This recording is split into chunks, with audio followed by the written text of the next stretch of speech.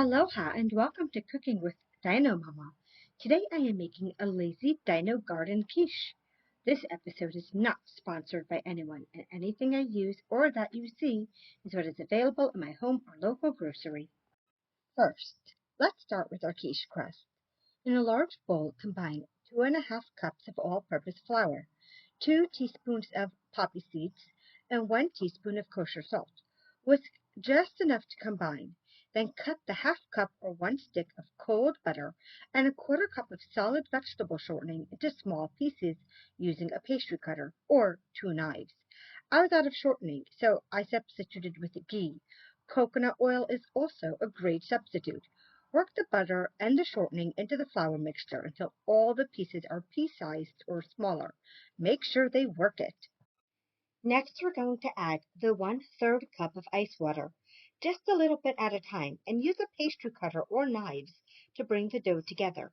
This process takes a few minutes, and your forearms will get a great workout. As the dough starts to form, you can switch to a spatula, but then you will need to use your hands for the final forming. If you need, you can add up to half a cup total of ice water. I needed to add a little extra, not a big deal. Just don't add too much or it'll be too sticky.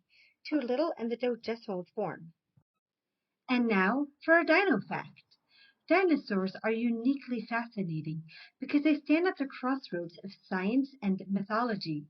Believe it or not, no human has ever come face to face with a living dinosaur, not including modern day birds. And now, back to our dino quiche, which no dino has ever eaten. Now that we have a formed dough, split it in half. Turn 1/2 of the dough out onto a floured surface and roll it into a circle about 1/8 inch thick and extending a bit past the rim of your pie tin. As you see, I measured mine, so probably 12 or 13 inches. This allows for the crust to go up the sides. Place the rolled out dough into your pie tin and create a pleated edge, either using your fingers or a fork. I should have gone all the way up around the rim, but I cut it a little short, and it's a personal choice. Refrigerate for 30 minutes. Meanwhile, preheat the oven to 400 degrees Fahrenheit. While the pie is cooling and the oven is heating, roll out the second half of the dough and use the cookie cutters of your choice to cut out shapes for decorating and serving. You can use flowers and butterflies or dinosaurs, whatever. Make sure you're using the sharp edge and, if you need, use a small knife to separate the cutouts from the dough. Create an egg wash by whisking 1 egg with 1 tablespoon of water. Brush all your pastry shapes with the egg wash and use the remaining poppy seeds and spices such as paprika, turmeric, or curry for painting. You could do this with a fine paintbrush or just dab it like I did. These also add delicious flavor to your quiche. Now, chill your shapes for at least 15 minutes before baking them in the oven for 7 to 9 minutes or until golden brown.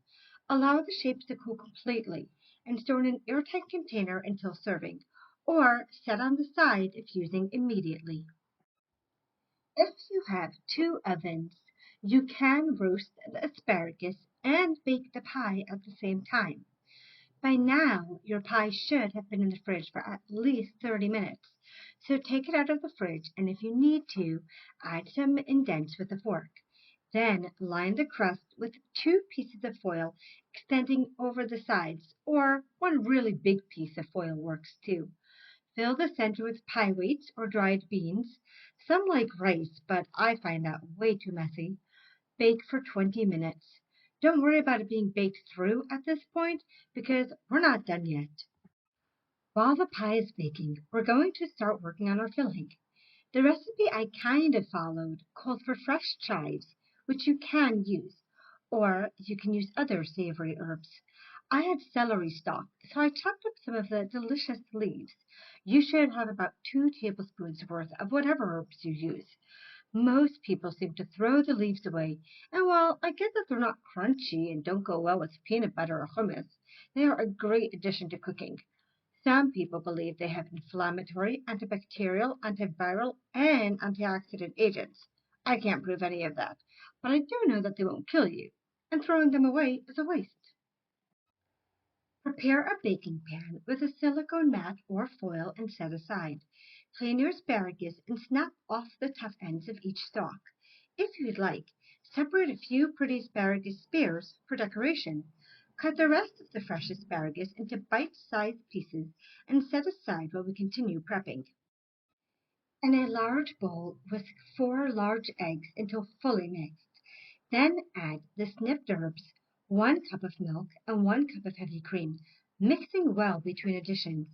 Add half a teaspoon of salt, ground black pepper to taste, and any other spices such as paprika or turmeric or any other spices of your choice. I use dried chives, some mixed Italian spices, and salt and pepper. Whisk it all together to fully combine so it's creamy and even a little bubbly. Separately, grate 1 cup or approximately 2 ounces of Gruyere cheese and set that aside too. If you don't have Gruyere, you really don't need a special fancy cheese. You can use mozzarella or jack or whatever grated cheese you have. Now let's get back to our asparagus. Lay them flat in the prepared pan and toss the spears with a tablespoon of olive oil, a pinch of salt. I use some smoked Hawaiian lava salt, and any spices you like, and set them aside. Roast for 5 to 7 minutes or until the spears are just fork tender. Allow to cool before adding to the quiche. Remove the pie from the oven and remove the foil and weights. Poke some holes with a fork around the edges and the bottom. This will help the crust from puffing up. And add an egg wash to your pie crust. Now bake again for about 5 to 7 minutes or until the crust is a light golden brown. If you have any extra egg wash after this, you can add it to the quiche mixture. Once your pie crust is removed from the oven for the second time, scatter the grated Gruyere cheese over the bottom. I may have gone a little cheese crazy here and deliberately not measured very well, which caused it to need extra time to cool and set.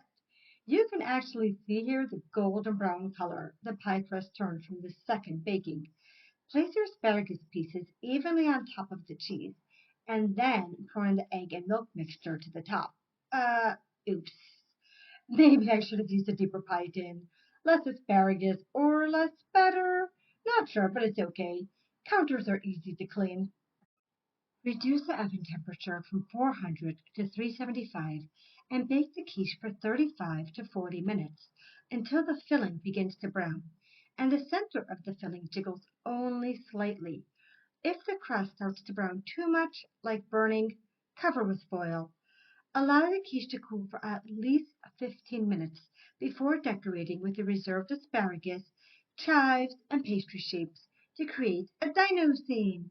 If you don't wait 15 minutes, it will be too hot to eat, and the quiche will still be a little soft. Quiche can be served warm or chilled. I served mine immediately to my impatient, hungry dinosaurs. Thank you for joining me today in Dino Mama's kitchen. And don't forget to like, share, and subscribe. Enjoy and remember, only nice people get sweets.